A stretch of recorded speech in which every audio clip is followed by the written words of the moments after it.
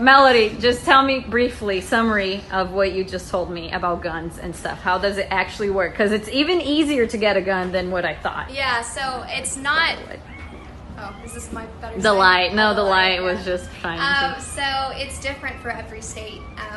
Like Chicago has more gun regulations, way more, but here in Texas, they're actually pretty lenient. You do not have to register the gun to yourself. They encourage it, they want you to do that. You do not have to do that. I could choose to go down to my neighborhood's house and we could swap guns, or we could privately buy guns from each other, and we don't have to report that to the government. We don't have to fill out any paperwork.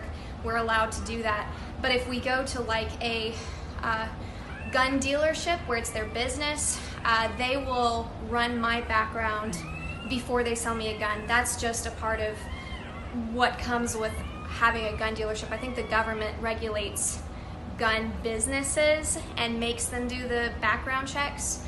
So if I go to a big gun dealership, they'll do that, and they won't sell me the gun if my background comes back bad. What do you think that this is good, that like it's easy, that you don't have to go through any regulations, through like to drive a car you need to have a driver's license, and you go through driving school, and you know, you do the whole deal. Do you think that it's good that you don't have to do all of that to own a gun or to shoot? I do. I think it's good. The least regulations possible, the better. Because owning guns is about your safety and your right to be able to protect yourself. And that is more fundamental, honestly, than transportation. Transportation is great. It's good, but It's not an inherited it's right. not an inherent right to have quick, easy transportation, whereas the ability to be able to protect yourself to save your with life. the best tools that everybody else has, you know, that's a really important thing for everybody to be able to have access to. To say that somebody doesn't get access to that really important right just because, you know, they are young, you know, let's say they're 16, you know, you can argue about that, but putting all these parameters, you don't get access to this fundamental right because you don't fit these parameters.